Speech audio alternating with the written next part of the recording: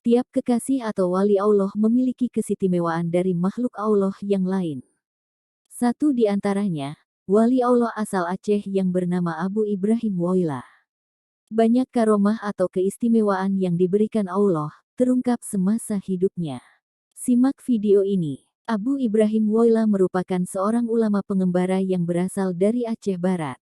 Di kalangan masyarakat Aceh, ia juga dikenal dengan nama Abu atau Tengku Ibrahim Keramat. Ketika Abu Ibrahim Woyla meninggal, ribuan orang berkunjung untuk melayat selama 30 hari sebagai tanda bahwa ia sangat dihormati masyarakat.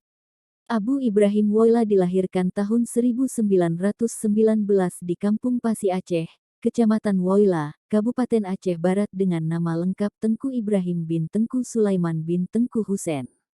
Pendidikan formal yang diselesaikan Abu Ibrahim Woyla hanya sekolah rakyat SR, selebihnya menempuh pendidikan dayah pesantren selama hampir 25 tahun.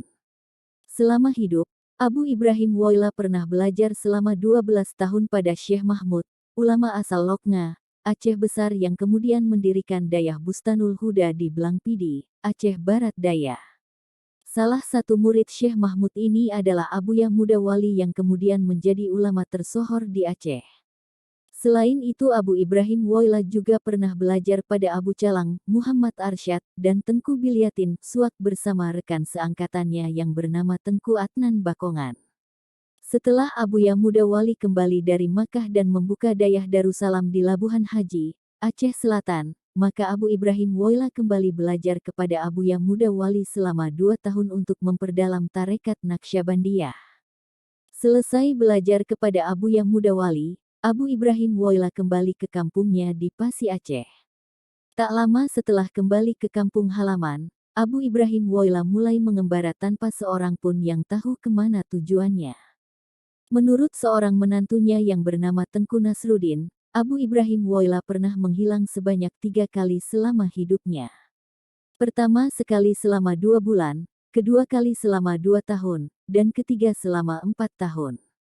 Setelah menghilang untuk ketiga kalinya, kemudian Abu Ibrahim Woyla kembali ke keluarganya dengan kondisi rambut dan tubuh yang tidak terurus. Karena kondisinya yang seperti itu maka banyak orang yang menganggap kalau Abu Ibrahim Woyla sudah tidak waras lagi. Sejak kecil Abu Ibrahim Woyla dikenal sebagai sosok yang pendiam, ia hanya berkomunikasi jika ada yang perlu disampaikan. Hal ini menyebabkan orang lain tidak berani menanyakan hal-hal aneh yang dilakukannya. Membagikan uang kepada anak-anak. Menurut menantunya yang bernama Tengku Nasruddin, Abu Ibrahim Woyla sering membagikan uang yang dimilikinya kepada orang lain yang membutuhkan tanpa perhitungan.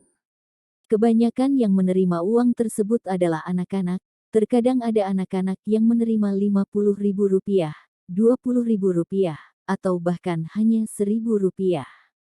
Menyingkat waktu perjalanan. Di masa hidupnya, Abu Ibrahim Woyla dikenal sangat suka berjalan kaki. Suatu ketika ada seorang tetangganya yang bernama Tengku Muhammad Kurdi Syam sedang menaiki mobil dari Teunom ke Melaboh. Di tengah jalan ia bertemu dengan Abu Ibrahim Woyla dan mengajaknya untuk ikut naik mobil bersamanya. Ketika itu Abu Ibrahim Woyla menolaknya dan Tengku Muhammad Kurdi Syam langsung melanjutkan perjalanannya ke Melaboh. Ketika tiba di Melaboh, ternyata Abu Ibrahim Woyla telah tiba lebih dulu padahal ketika di perjalanan tidak ada mobil lain yang memotong laju mobil Tengku Muhammad Kurdi Syam. Makanan bertambah secara tiba-tiba. Dikisahkan menantunya yang bernama Tengku Nasruddin, Abu Ibrahim Woyla pernah berkunjung ke alma maternya yaitu dayah Syekh Mahmud di Blangpidi. Ketika itu ia minta disediakan sepiring nasi untuk sarapan, tapi diberitahukan oleh bahwa tidak tersedia lauk apapun lagi di dapur. Abu Ibrahim Woyla kemudian menjawab bahwa ia bisa makan hanya dengan lauk telur, dan diminta kepada santri tadi untuk mengecek persediaan di dapur. Ajaibnya di tempat penyimpanan telur masih tersisa 1 telur lagi, padahal seingat santri tersebut semua telur telah habis untuk dimakan santri lain.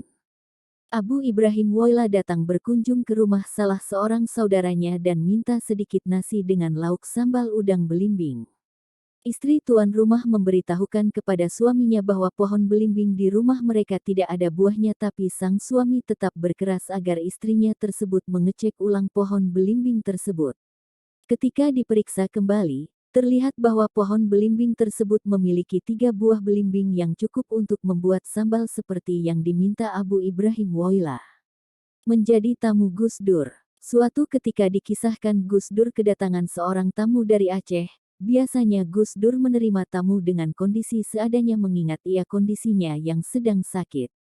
Berbeda dengan biasanya, sebelum tamu tersebut diminta masuk ke dalam rumahnya, Gus Dur buru-buru berganti pakaian dengan pakaian rapi seperti akan menyambut Hari Raya Idul Fitri.